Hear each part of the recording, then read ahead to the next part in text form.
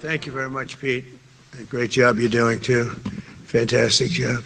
I've never walked into a room so silent before. This is very... Oh, don't laugh. Don't laugh. You're not allowed to do that. You know what? Just have a good time. And if you want to applaud, you applaud. And if you want to do anything you want, you can do anything you want. And if you don't like what I'm saying, you can leave the room. Of course, there goes your rank. There goes your future. But you just feel nice and loose, okay? Because we're all on the same team. And I was told that, sir, you won't hear a murmur in the room. I said, we got to loosen these guys up a little bit. So you just have a good time. But I want to thank Secretary Hegseth and General Kane, General Raisin Kane for a reason, they call him that. When I heard his name, I said, you're the guy I'm looking for. The Joint Chiefs of Staff and so many others in this room who together represent the greatest and most elite fighting force in the history of the world, the United States military. We're very proud of our military. I rebuilt the military during my first term. It's one of the greatest achievements. We had the greatest economy in history, and I built the military. Those are the two things I say more than anything else. And I also kept us safe at the borders. We had very good borders. We didn't have people coming in from jails and prisons and everything like took place over the last 4 years. I'll never forget what happened to this country over the last 4 years with the incompetence. There could be no higher honor than to serve as your commander-in-chief. It is a great honor. I look at you, just incredible people. Central casting, I might add. To each and every one of you, I thank you for your unwavering devotion to the armed forces and to the country that we've all sworn a sacred oath to defend. We all have that oath, every one of us. I'm thrilled to be here this morning to address the senior leadership of what is once again known around the world as the Department of War. I know Pete spoke about it. He gave a great speech, I thought. Great speech. I don't want him to get so good. I hate that. You know? No, I hate it. I almost fired him. I said, you can't, I don't want to go on after that. No, he gave a great speech, but he talked about Department of War. We were sitting there. I said, didn't it used to be called the Department of War? And he goes, yes, sir. They changed it like in the early 50s. So we won the First World War. We won the Second World War. We won everything in between and everything before that. We only won.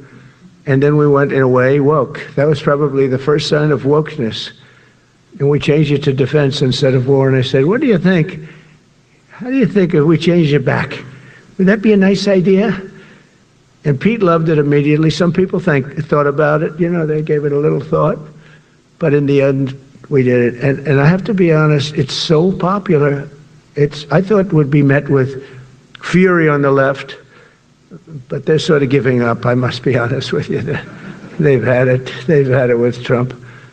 They've been after me for so many years now. Here we are. Here we are. Come to the White House anytime you'd like. No, they've given up. They're bad, a lot of bad people. But all over, it's been so popular. It's been very popular. I really thought that we were going to have to sort of fight it through. There's been no fight.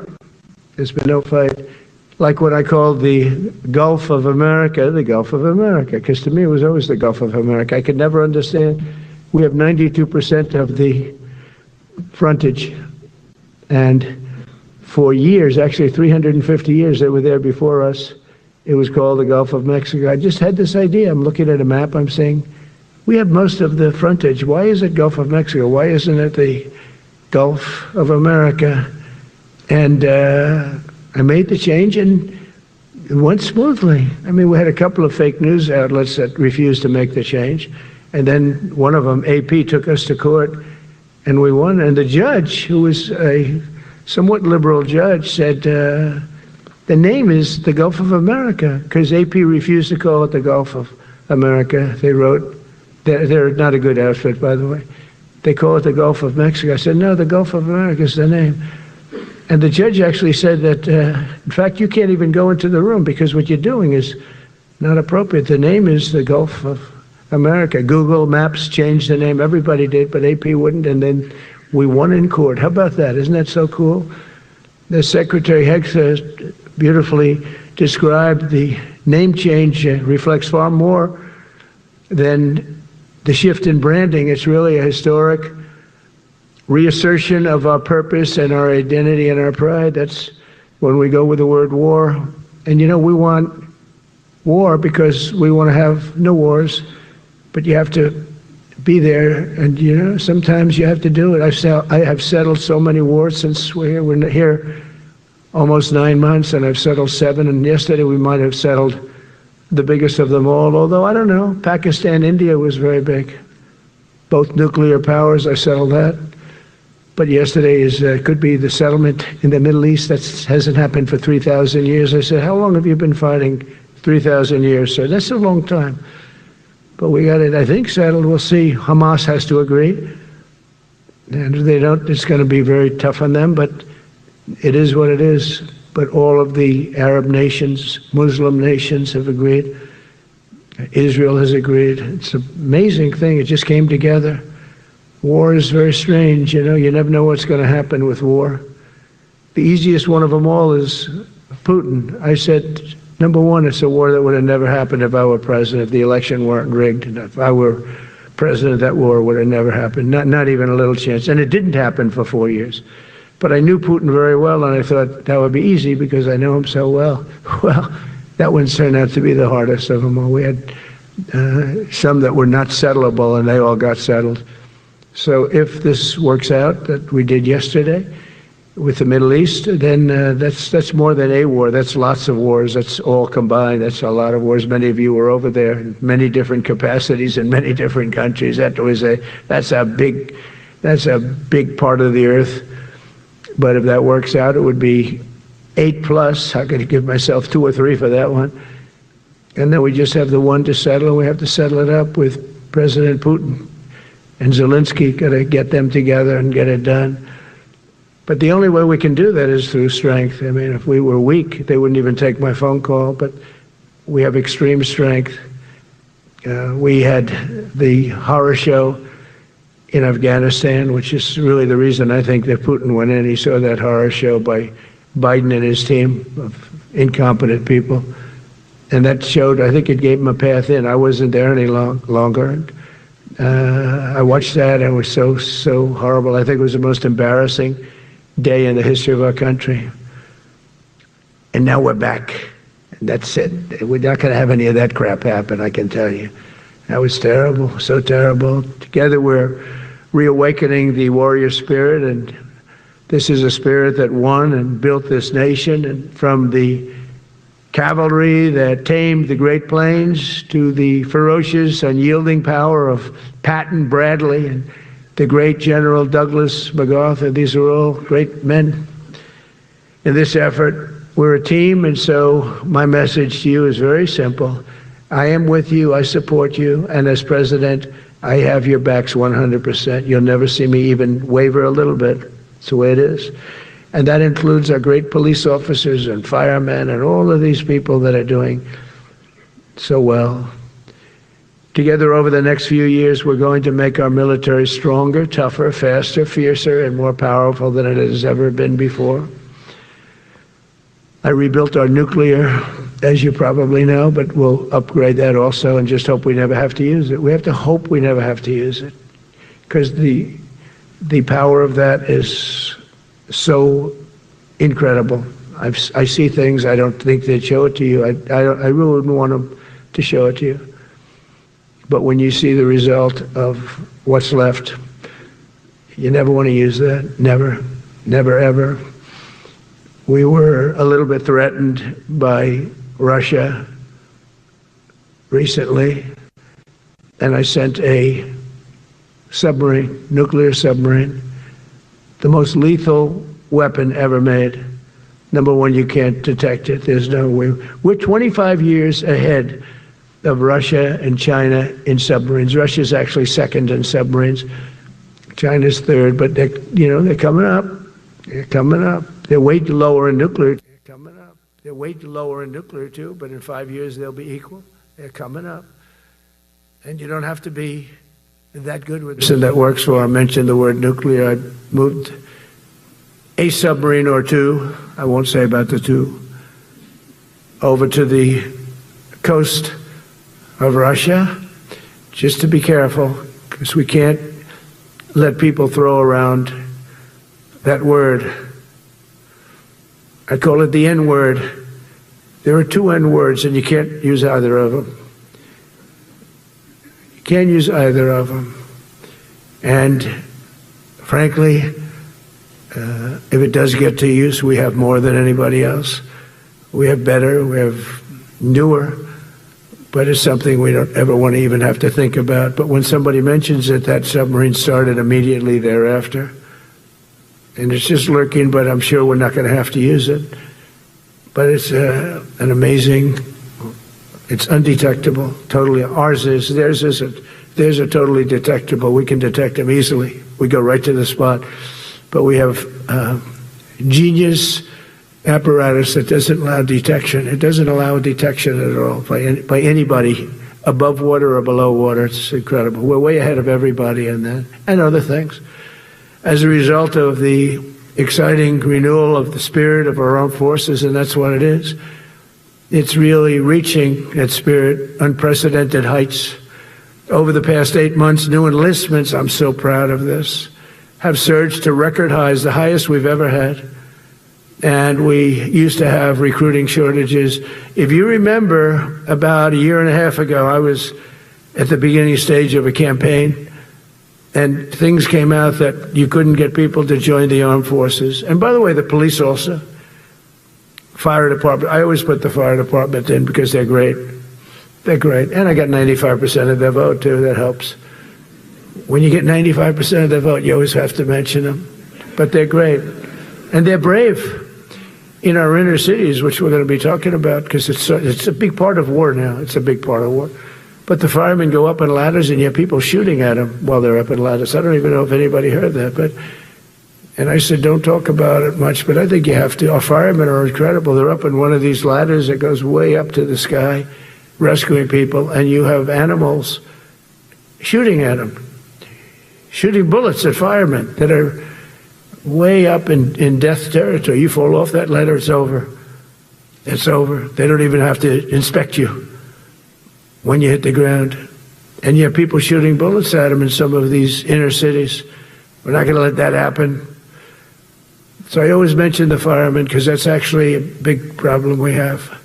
They are unbelievable. Like you, they're unbelievable people.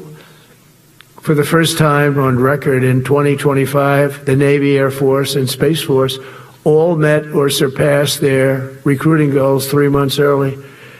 That never happened before. And the Army did even better. Congratulations, Army. They met everything. And these were the highest standards because we're making it larger. So these were much higher standards than you had 4 years ago, 3 years ago, during the Sleepy Joe Biden era. And the Army did it 4 months early. And you remember, a year and a half ago, they said the big stories that we're way behind with the Army, Air Force, the Navy, the Marines, we're way behind, Coast Guard, and even Space Force. I love Space Force because that was my creation. You know, when you create something, I love it. And the people we put in there were good. I got that right. We put in great people initially, and we've really dominated. We really dominate in that sphere now. We're way behind China and Russia, and now we dominate. Space Force turned out to be a very important thing. I said from the beginning, you know, when Biden came into office, he wanted to terminate it. He said, and this thing called Space Force, so we could get rid of that. And he got hammered by the people in this room for even suggesting it, because it's very important, one of the most important.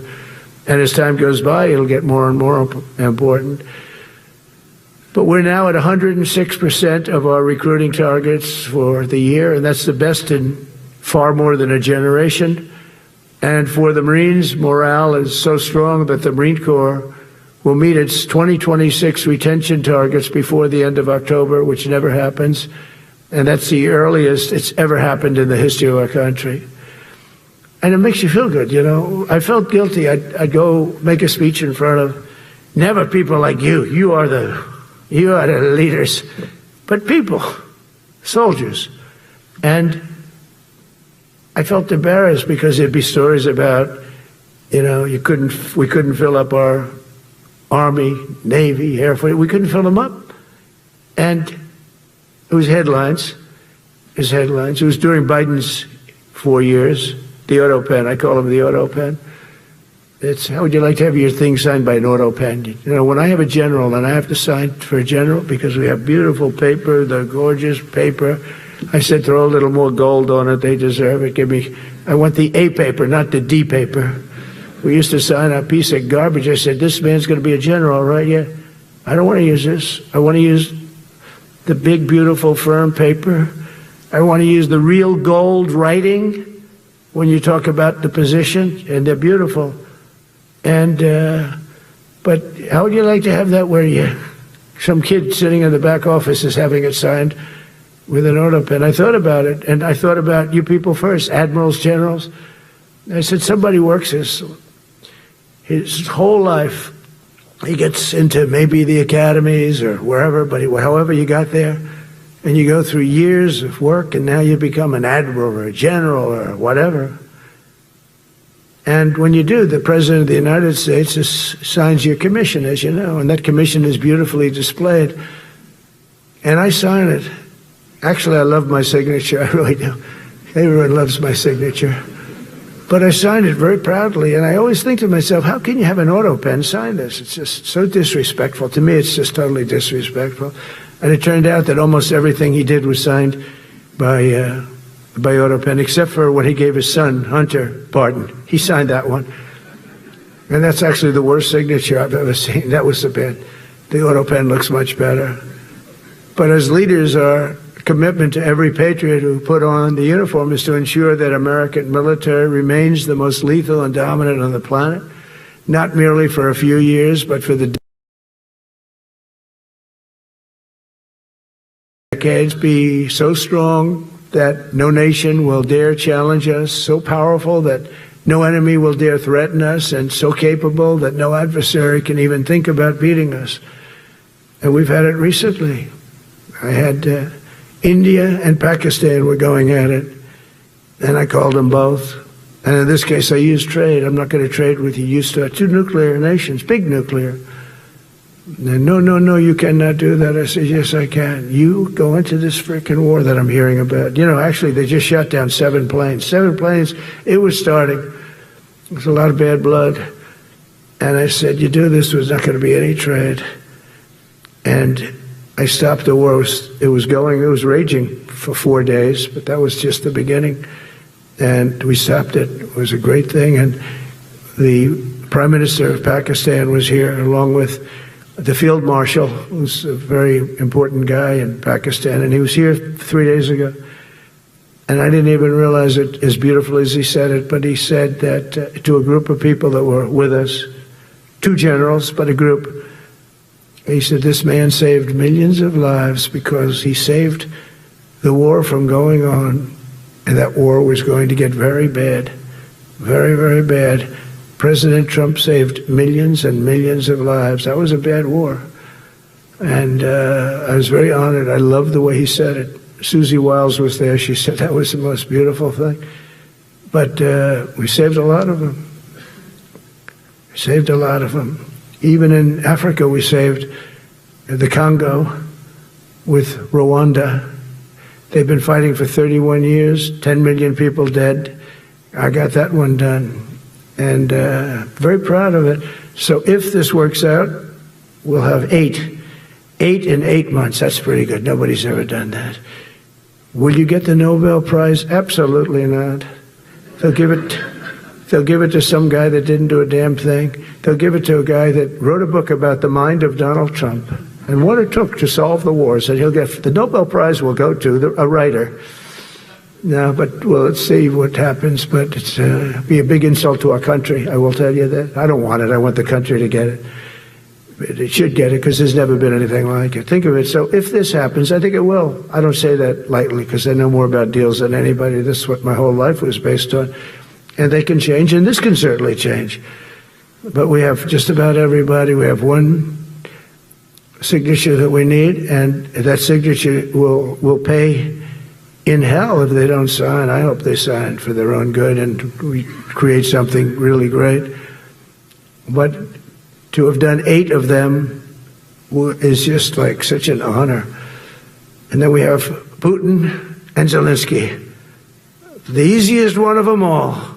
I said, that one I'll get done. I thought that was going to be first. The other was much harder, some of them. Azerbaijan this was going on for 36 years.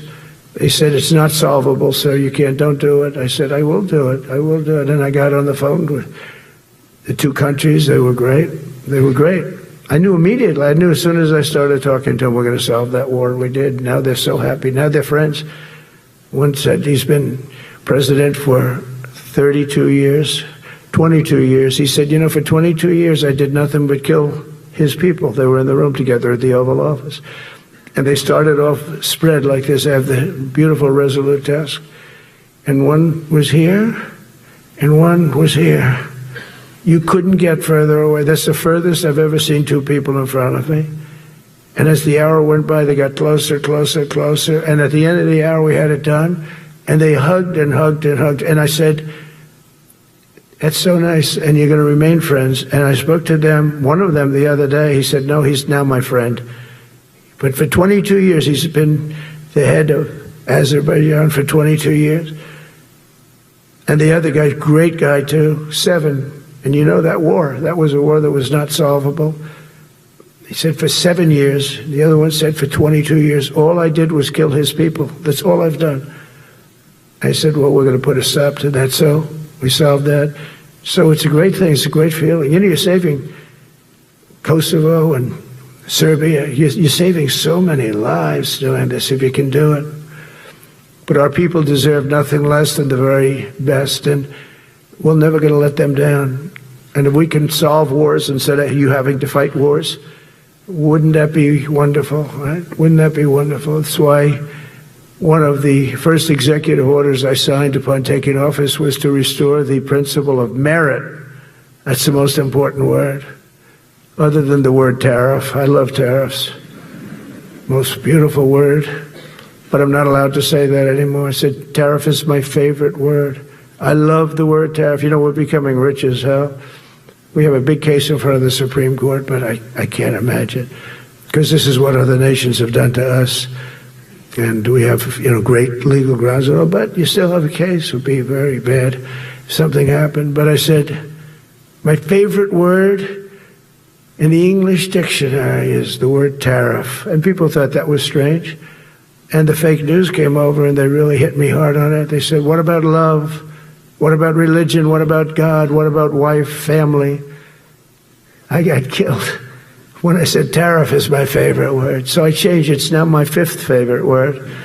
And I'm okay with that. I'm okay with that. But they hit me hard.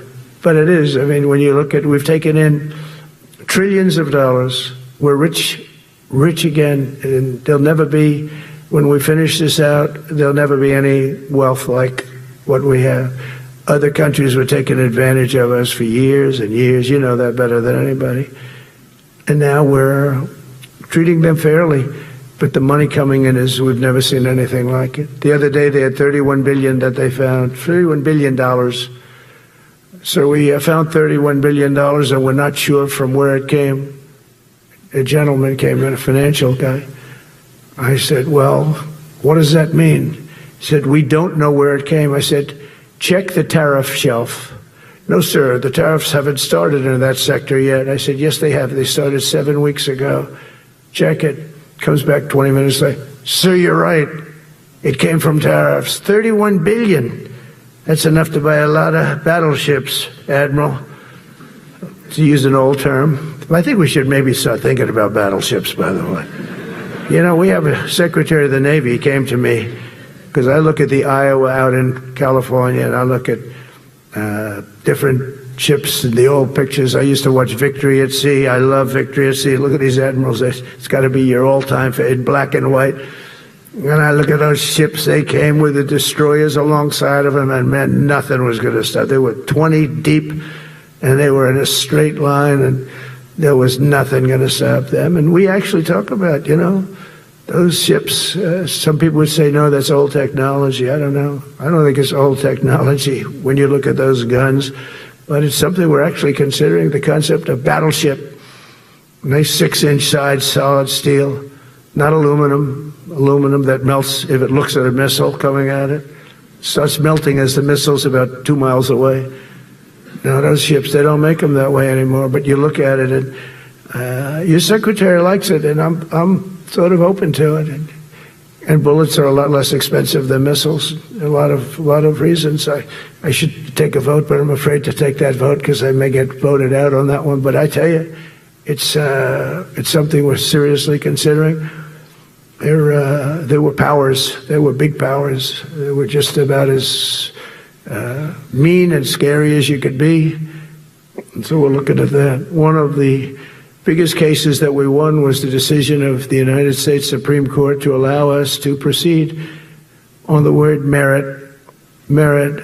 So those two words are right up there. So this is, I would say, the opposite, if you ask for a definition, the opposite of political correctness.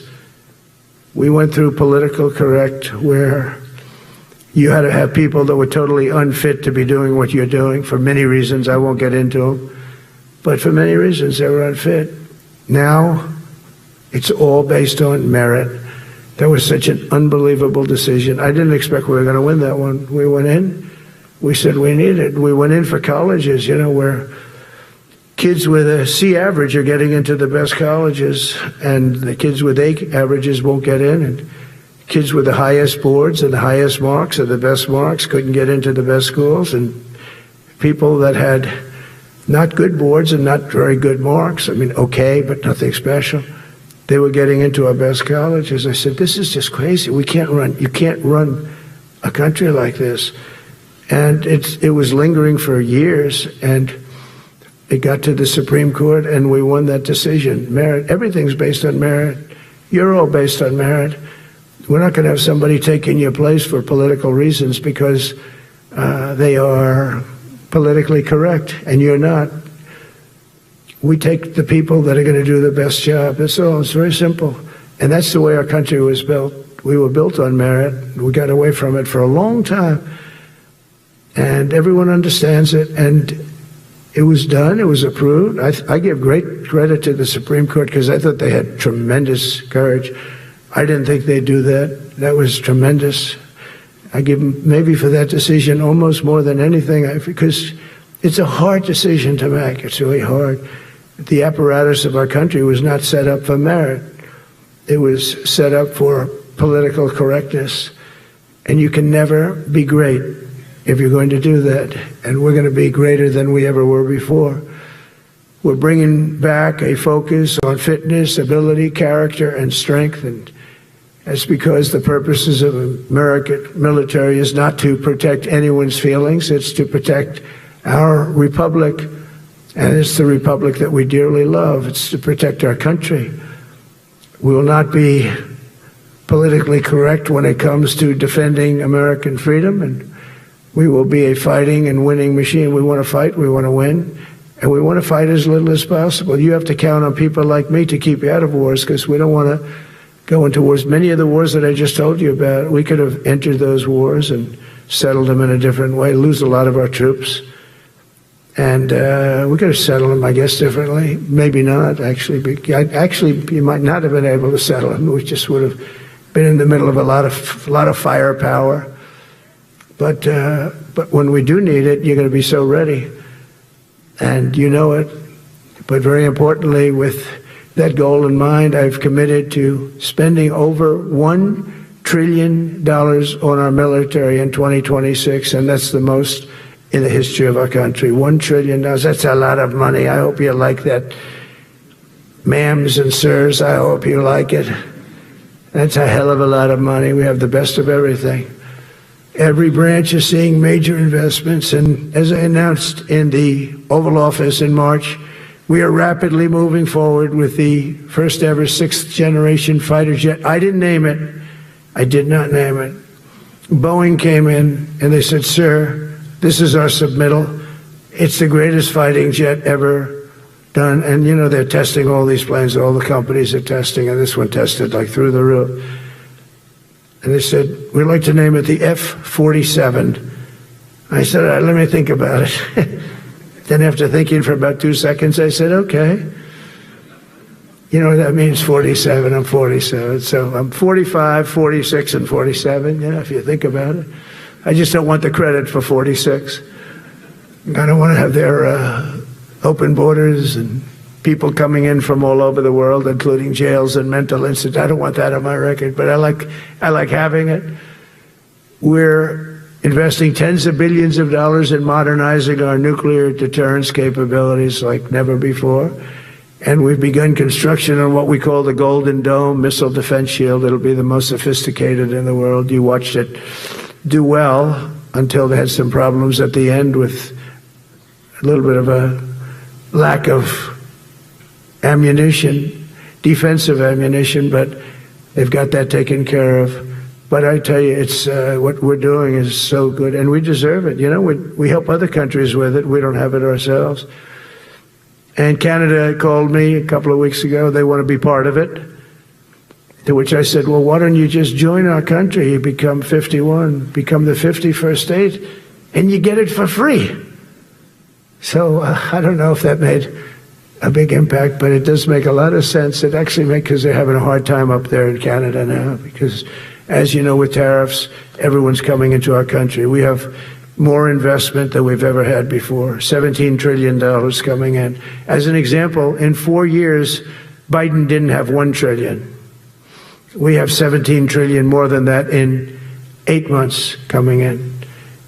And they're coming in from Canada, Mexico, from Europe, from all over. AI, auto plants. Everybody's coming back to the United States.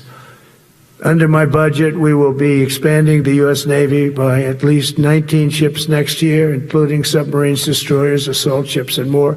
And it's going to be much more than that as we go along, because we basically don't build ships anymore. We do build submarines, but we don't build ships. Do you know in the Second World War, they were freighters and different types, but we were doing a ship a day, and now we don't do ships.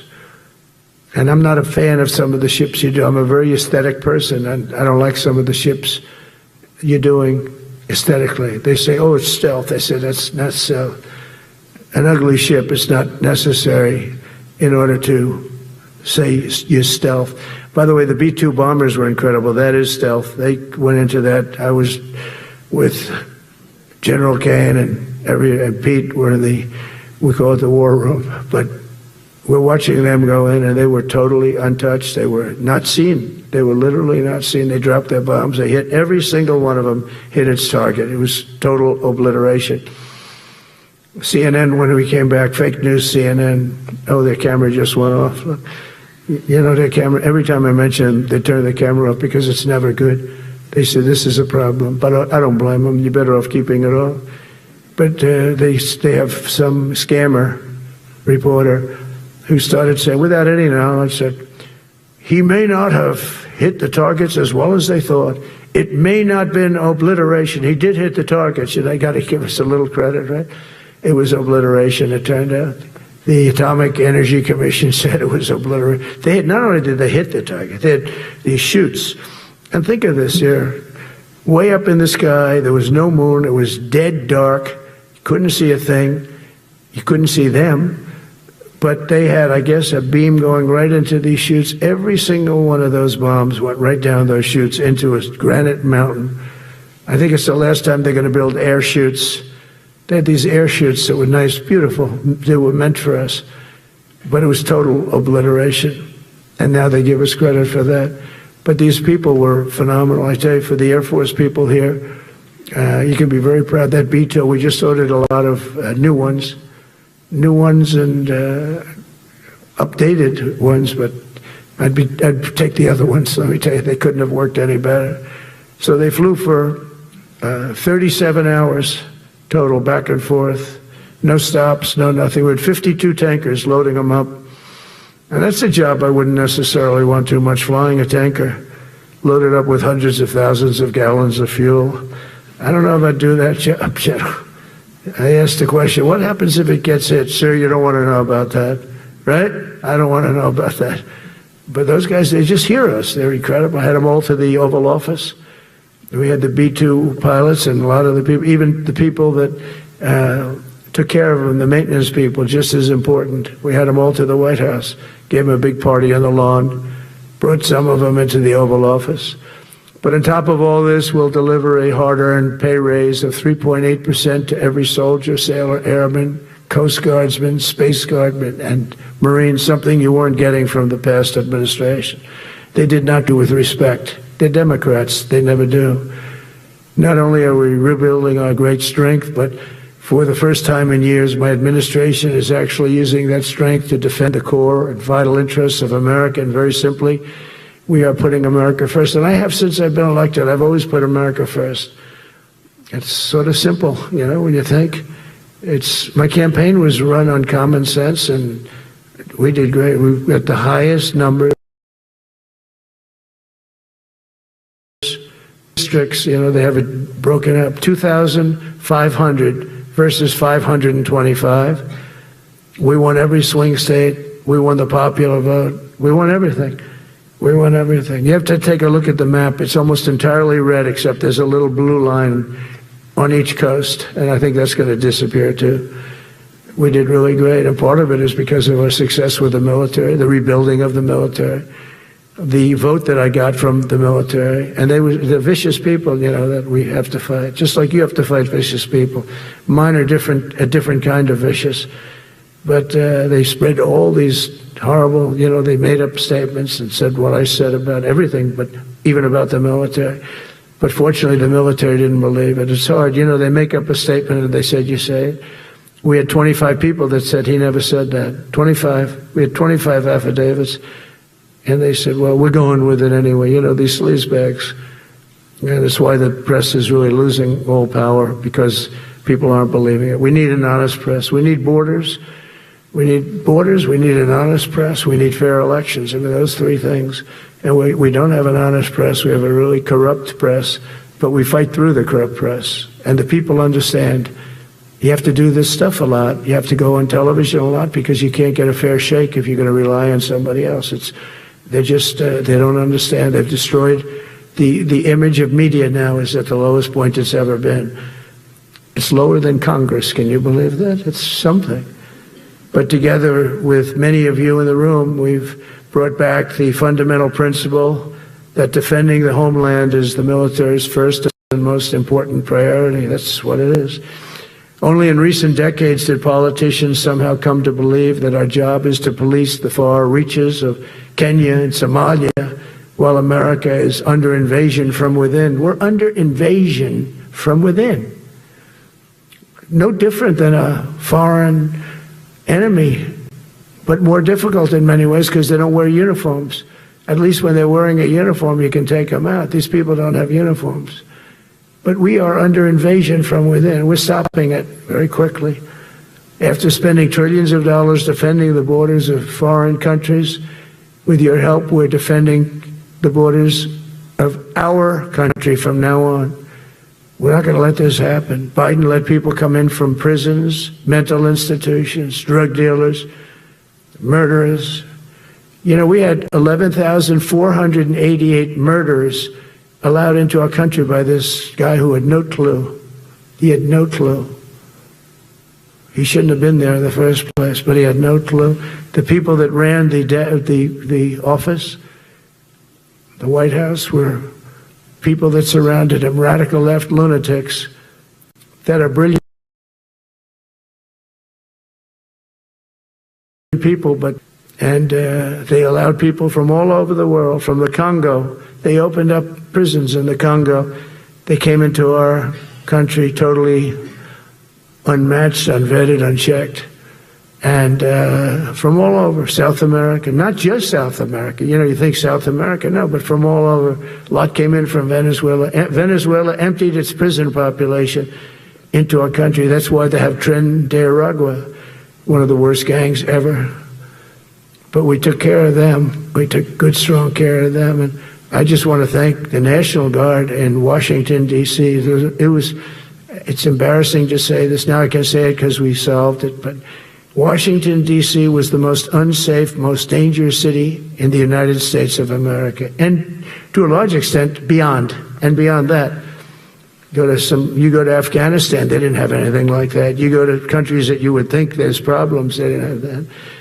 And now Washington, D.C., after 12 days of serious intensity, we took out 1,700 career criminals. If you have 5 career criminals, they can make your numbers look very bad because they'll commit many crimes a day. But we took out 1,700, and they took them out. There was no doubt who the boss was. They did an unbelievable job. Then they started even cleaning. I said, I don't want them doing that, sir. They were cleaning it up.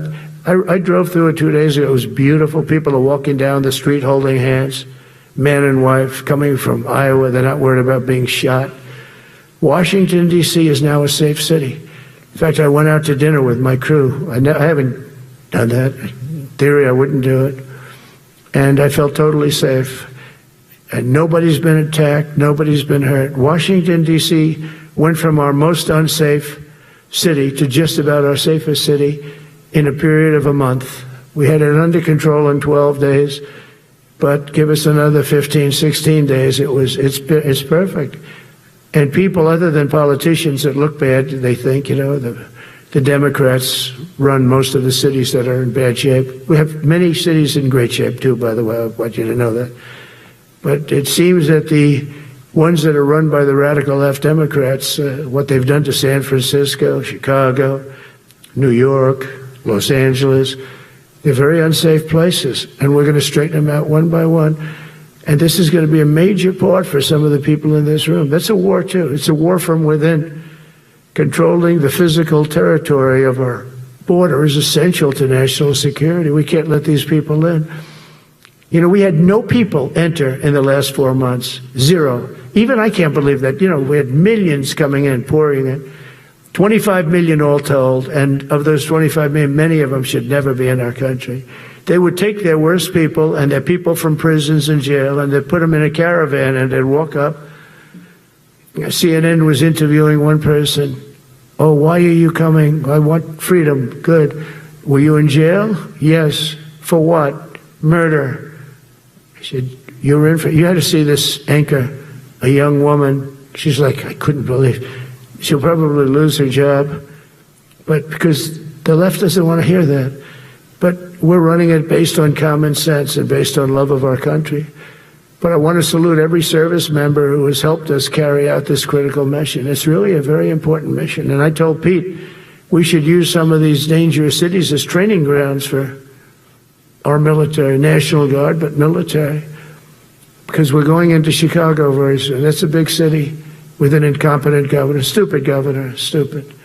They threw him out of his family business. He was so stupid. I know the family. He becomes governor. He's got money.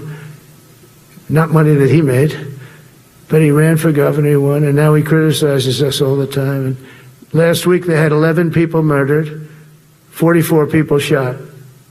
The week before that they had 5 people murdered, 28 people shot. Every weekend they lose 5, 6. If they lose 5, they're considering it a great week. They shouldn't lose any. You shouldn't lose any. This is civilization. And he's always up there saying, we're in very good shape. We don't need the military. No, they need the military desperately. How about Portland? Portland, Oregon, where it looks like a war zone. And I get a call from the liberal governor. Sir, please don't come in. We don't need you. I said, well, unless they're playing false tapes, this looked like World War II. Your place is burning down. I mean, you must be kidding. Sir, we have it under control. I said, you don't have it under control, Governor, but I'll check it, and I'll call you back. I called her back. I said, this place is a nightmare. It's certainly not the biggest, but it's one of the worst. It's brutal. They go after our ICE people, who are great patriots and tough job, too, but they love it. They love it because they're cleaning up our country. And so you look at some of the things where they took over parts of Seattle. They actually took over a big percentage of Seattle. Think of that. You remember that. That was a while ago. And I sent in the troops and they were gone. As soon as I sent them in, when we send in the troops, if you have a real leader that says you got to do what you have to do, I put that out the other day. You got to do what you got to do because we don't want our people hurt. as they stand by.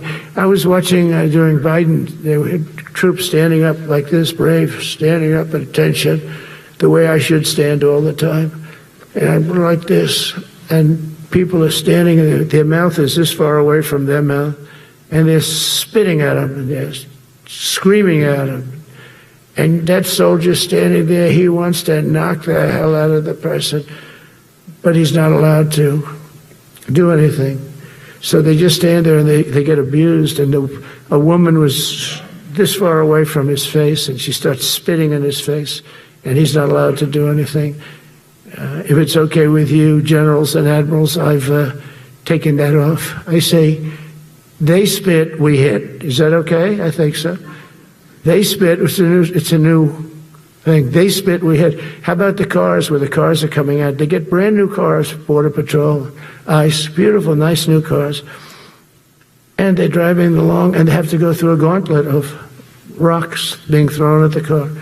So here's this beautiful brand new car. By the time it goes 100 yards, it's destroyed. These guys have pretty good arms, some of them. And they're throwing bricks at full force into the window and into the car. It looks like it's a war zone. And I said, never let that happen again. From now on, if that ever happens, and I say it here, you get out of that car and you can do whatever the hell you want to do. Because those people are, you can die from that. Those bricks go through the windows. You can die. They'd like it to. They'd like it to go through the window. But this was a couple of months ago. They just kept driving, and bricks are hitting the car. And I said, why aren't they stopping? Because they were under orders from the past administration, never stop. But that's different with us. We stop. And since I gave that order, we haven't had that problem. It's very interesting. It's amazing. It's just like in Venezuela. You've seen the boats going. We can't find any more boats. They're carrying drugs, massive. Every boat kills about 25,000 people. That's what they have. They had fentanyl mostly and a lot of other drugs. And we take them out, and we've taken out 4. So, and it's on air. Everybody gets to see it. Not that we like to do that, but every boat kills 25,000 on average. 20. Some people say more. You see these boats, they're stacked up with bags of white powder. That's mostly fentanyl and other drugs too. And now we have a problem. General Kane says, sir, there are no boats out there. Not even fishing boats. They don't want to go fishing. I don't blame them. There'll be no fishing today. But it's amazing what strength will do, because all we want to do is stop drugs from flowing into our country. It's destroying. We lost 300,000 people died last year. Everybody knows friends, many friends probably, that you lost a child, or adults too, but you lost a son or daughter because of what's coming into our border. And we're making it very hard. Oh, and we haven't even started yet. Last month I signed an executive order to provide training for a quick reaction force that can help quell civil disturbances. So this is going to be a big thing for the people in this room, because it's the enemy from within, and we have to handle it before it gets out of control. It won't get out of control. Once you're involved at all, they all joke. They say, oh, this is not good. You saw it in Washington. We had gangs of Tren de Aragua with 10, 12, 15 kids, and these military guys walk up to them, and they treat them with disrespect, and they just got pounded. They just got pounded. The gang just pounded, then thrown into paddy wagons and taken back to their country. Some are so dangerous we don't want to even do that, because we don't want to. Some of stone cold murderers, we don't have the confidence. Even though they're not coming back very easily, we don't have the confidence. We put them in jails. But these service members are following in a great and storied military tradition, from protecting frontier communities to chasing outlaws and bandits in the Wild West. And our history is filled with military heroes who took on all enemies, foreign and domestic. You know that phrase very well. That's what the oath says, foreign and domestic. Well, we also have domestic. George Washington, Abraham Lincoln, Grover Cleveland, George Bush, and others all used the armed forces to keep domestic order and peace. Many of our leaders used the military to keep peace. Now they like to say, oh, you're not allowed to use the military. And you know what the people say? The people in those cities where they're being raped and shot and beat up, you know what they say? We love the military. You ever see where they interview the people on the street? I've never seen somebody say they don't, unless they're radical and paid off, because a lot of these insurrectionists are paid by, whether it's Soros or other people, but they're paid by the radical left. So today I want to thank every service member from general to private who has bravely helped us secure the nation's capital and make America safe for the American people. It's amazing. The whole world is watching. Everybody in the White House, they come up to me, young women, sir, thank you. I know immediately what they thank you. They don't have to say it. They walk to work now to the White House. We haven't had a crime in Washington in so long because we got the careers. We call them the careers. We got these lunatics out, and they'll never be any good. You know, I hate to tell this to the liberal media. You could spend time with them. You could do whatever you want. You could send them to the finer schools, which they couldn't get into anyway. Mentally, they couldn't get in. But no matter what you do, they'll never be good. They're bad. They're career criminals. I don't know. Maybe they were born that way. Some people don't like me to say that, but maybe they were. Certainly some were. Together with the leaders here today, we're also restoring a needed focus on defeating threats in the Western Hemisphere. Throughout this region, cartel terrorists have been allowed to wage a relentless campaign of death and destruction on our country, all because we had weak leadership on top. And we did a great job with it first term, but this is something else what we're doing now. We're taking it to the next level, probably next level times 3. But we had COVID come up, and we had to take care of that. We did a great job with COVID. We had the therapeutics. It was just Regeneron, so many things we did for COVID, but we had to focus on that, and every other country in the world was being decimated by COVID. So we had to change gear a little bit to take care of that. But under our leadership, the military is now the knife's edge in combating this sinister enemy. We have to put the traffickers and cartels on notice, and we've done that. And we put them, a lot of them, we've called them a terrorist organization, which is actually a big thing to do. Nobody's done it, but I've done it with a lot of them. It gives you a tremendous advantage. If you try to poison our people, we will blow you out of existence, because that's the only language they really understand. That's why you don't see any more boats on the ocean. You don't see any boats. Around Venezuela, there's nothing. As president, I will never hesitate to defend our people from threats of violence, from the horrible plague that's taking place from within. The Iran nuclear power, the Iran, all of the great power that we thought existed, we blew it out to kingdom. We took advantage of it, and we just really took advantage of it, and it was a beautiful thing to see, and that's what military power can achieve. That's why I chose Raising Cane. He's fantastic, by the way. I hope you all agree. If anybody disagrees, could I please have your hand? Who disappears that Raising Cane is no good? Just raise your hand. I don't see any hands raised. All right. That means you're okay. That means that he's okay now, but I saw his results. You know, he took out ISIS. I was told it was going to take 4 years. It took 4 weeks. I went to see him, and he took him out in 4 weeks, knocked him out, knocked him to hell. And I was told by military people it was going to take 4 to 5 years to do it. And I don't even know if we'll have it then, sir. These were the Washington generals. I call them the television generals.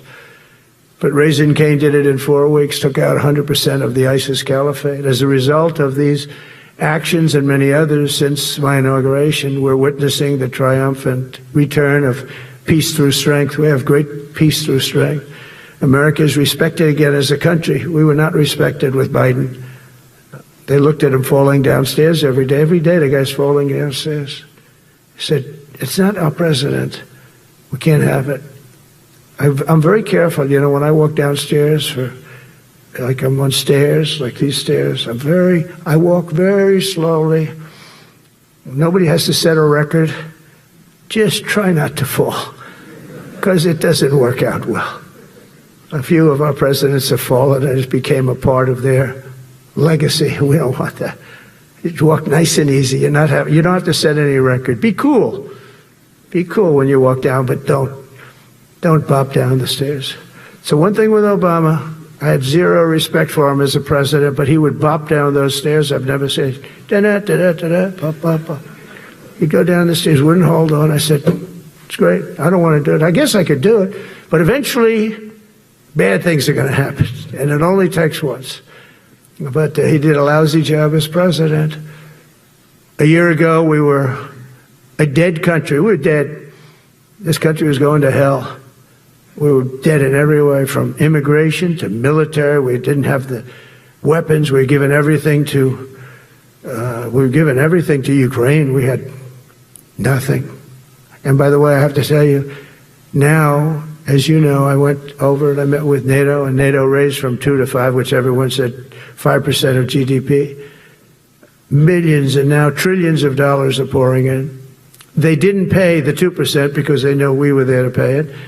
And now they paid the 5%. That's trillions of dollars. And we're not spending any money on that war, not 10 cents.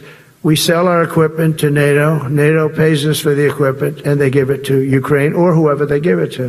They can keep it, but we're not involved. We have no money going out. Biden gave $350 billion. Not sustainable. $350 billion. And we have a war that should have never started. But we're not doing that anymore. So I just want you to know we're selling equipment.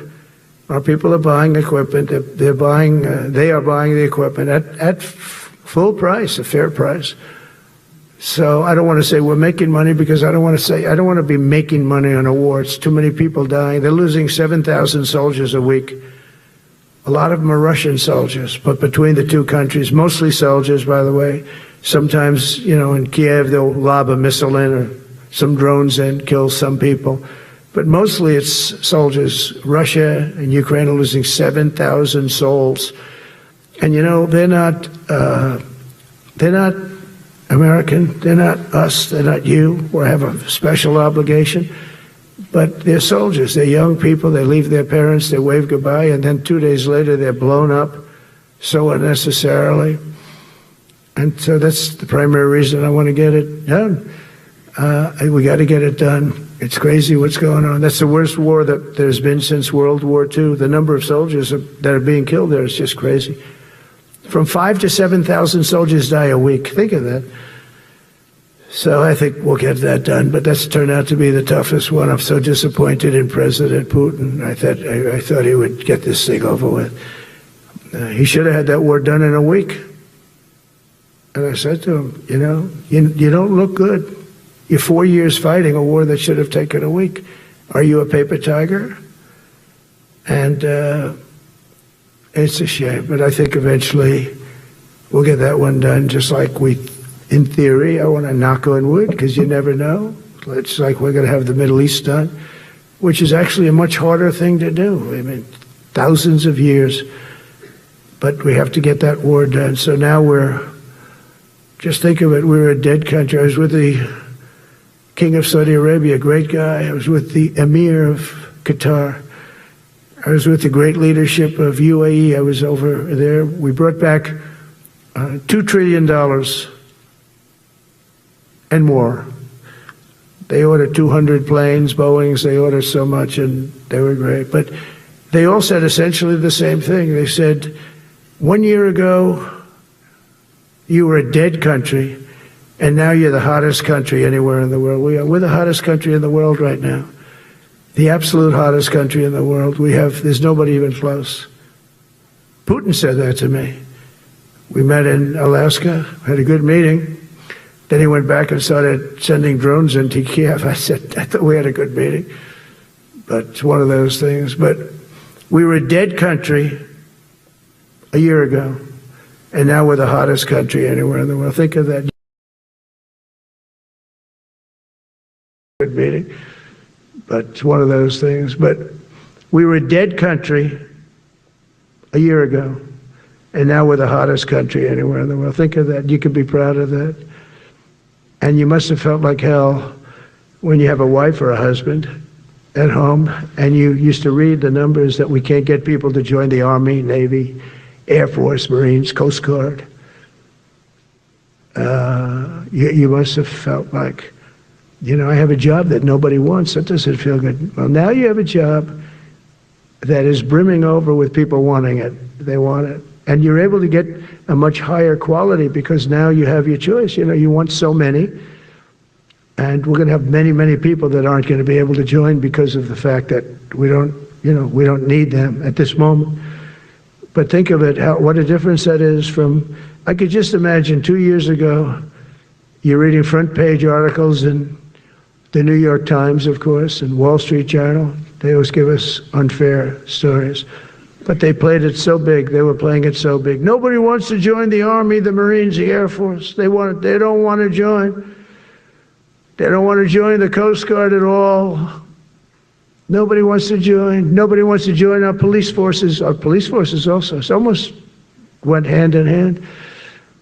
And I used to say, boy, I'm speaking in front of the military today, and it's embarrassing because I'm speaking in front of people who have a job that other people don't want, but now you have a job that everybody wants. So I think that has to make you feel good. It's one of the reasons I love being here today, because I wanted to say that. I have to say that everybody wants to be in the Army, the Navy, the Air Force, the Marines. If you think the Coast Guard and Space Force, our beautiful Space Force, it's a whole different world. And now they're signing up, by the way, seriously big numbers for the police. Dangerous job, isn't it? Huh? Fire department. But that's the paving the way for progress once thought almost impossible. I mean, a year ago, you wouldn't have thought that was possible. A year ago, they were talking about making the military smaller because they can't get the people to join. We're thinking about making it larger because we have so many people. And it's nice to be able to cut people because of merit that aren't really qualified for any reason, a physical reason, a mental reason. You don't have to take them anymore because you have the pick of the litter, and they all want to be with you. They all want your job. They want to be with you. They want to work with you. They'll even take your job, Got to be a little bit sharp. You got to watch it. But everybody wants to be doing what you're doing now. What a difference. When I speak to you, and I can say that as opposed to a couple of years ago when I was talking to rooms where they were desperate to get people and they couldn't get them. What a difference a presidential election can make. That's all it is. It's just a presidential election. Yesterday at the White House, we put forward a plan for peace in Gaza. We announced it, and we're going to create something that was my idea, but unfortunately I got drafted. It's going to be called the Board of Peace, and it's going to reign over that territory, and we're going to get that done. And they asked if I'd be the chairman of the Board of Peace. I wasn't counting on that. I had the idea for the Board of Peace, but I said yes. And I guess because of that, every leader, everybody wants to be on the Board of Peace. And we're going to watch over that very volatile part of the world and keep it non-volatile so you don't have to get involved. We want to save you for other things or save you for nothing from that standpoint. We don't want you fighting wars, but if you have to, you're the most lethal fighting force in the world. And I would say that even 2-3 years ago, but now I say it with great enthusiasm. It's so true. And we're striving tirelessly to end the terrible war in Ukraine. And as you know, we're also working hard to get the allies to share more of the burden of our defense. Much of that has really already taken place. But all NATO members have committed to the increase that I talked about. Think of that. That was unthinkable. It used to be 1%, then we got it up to 2% in my last term. And they did not like it. And now I got it to 5%, and I get along great with all of them. In fact, they call me the president of NATO. I said, I don't think so. But they're great. They're great people, and they're spending a lot of money. And a lot of money that they should have been spending in the past. But I think Putin was a wake-up call for them, really. We're now selling large quantities of American-made weapons to NATO, and we're getting really fair pricing. We're making a lot of money. It's my hope that from Europe to Asia to the Middle East, our allies will make similar commitments to increase their military capabilities. And this will greatly strengthen our alliances, and also it will make war far less likely. You know, if you're a strong presence like we are such a strong presence now. And I go around bragging about that. I said, we have the strongest military anywhere in the world. I say it. You never heard Biden say that. You never heard him say anything. But you never heard him say, did you ever hear him say, we have the strongest military? He doesn't say that. I say it. We have the strongest military anywhere in the world. We have great leadership. And I'll tell you, Pete and General Kane, and all of the people that I've met that have been lifted up in rank. And we got many of them out of here, too. I'll be honest with you. Didn't like doing it, but we got many of you out of here because we weren't satisfied. We know everything about everybody. It'll also help the United States rapidly rebuild our defense industrial base. Each of you can play an important part in getting allies to do their part. So to that end, Secretary Hegseth will soon be announcing major reforms to streamline military acquisitions and expedite foreign military sales. We have tremendous numbers of countries that want to buy our equipment, and, you know, in many cases it takes too long. They have backlogged. We're backlogged on all the equipment, which is something that's new to us a little bit. And I told those companies, you better get your ass going, because we're selling you a lot of equipment. We're getting countries to buy your equipment. You got to produce the equipment. Some of the countries, I'm not going to mention, but some of the countries are buying a lot. And that's a good thing. They're on our side 95%. I'll never say 100% because it can always turn, right? You know about that. But they're on our side. The problem is we have to get the companies that make this equipment, and we make the best equipment in the world, but they got to make it faster. We have orders for the F-35. We have orders for everything. The new F-47. We have orders for everything. They got to make it faster, a lot faster. Ammunition they have to make faster. In the coming months, we'll be making even more historic announcements to fully embrace the identity of the Department of War. I love the name. I think it's so great. I think it stops wars. The Department of War is going to stop wars.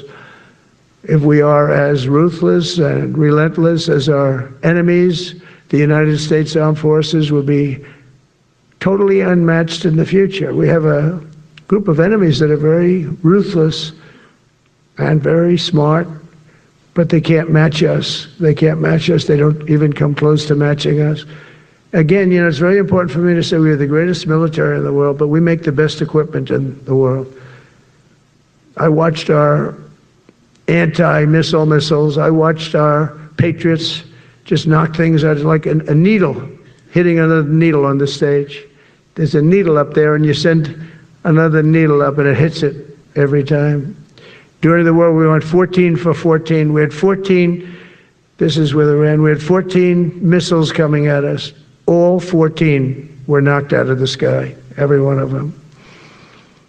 We make the best equipment. From Sparta to Rome, to the British Empire, to the United States of America, history has shown that military supremacy has never been simply a matter of money or manpower.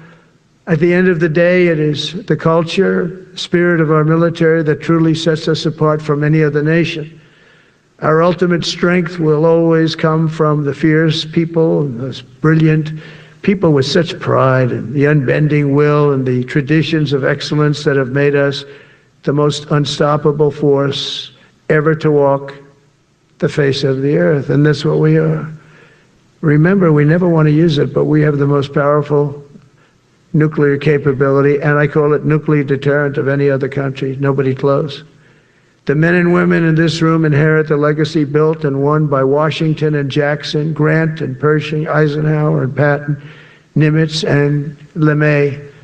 We carry forward the majestic military heritage passed down from father to son, soldier to soldier, and one generation of warriors to the next. You are warriors, you know that, right? You're great warriors, or you wouldn't be in this room. You're the best of the best. From Concord Bridge to Fort McHenry, from Gettysburg to Manila Bay, from Normandy to Sicily, and from the jungles of Vietnam to the dusty streets of Baghdad, America's military has charged into hellfire, climbed up jagged mountains, crossed roaring oceans, and thundered across open deserts to defend our flag, our freedom, and our homeland. Nobody does it like you. Now we are discovering American muscle, reasserting American might, and beginning the next story chapter in American military legends and lore. That's L-O-R-E. It is lore. When it comes to defending our way of life, nothing will slow us. No enemy will stop us. They cannot stop us.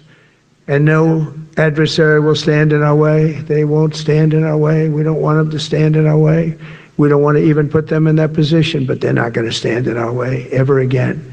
You'll never see 4 years like we had with Biden and that group of incompetent people that ran this country that should have never been there. Because we had the United States military, the best, the boldest, the bravest that the world has ever seen, that the world has ever known. With leaders like we have right here in this beautiful room today, we will vanquish every danger and crush every threat to our freedom in every generation to come, because we will fight, fight, fight, and we will win, win, win. I want to just thank you once again, and God bless the United States military, and God bless America. God bless you all. Thank you very much. Thank you.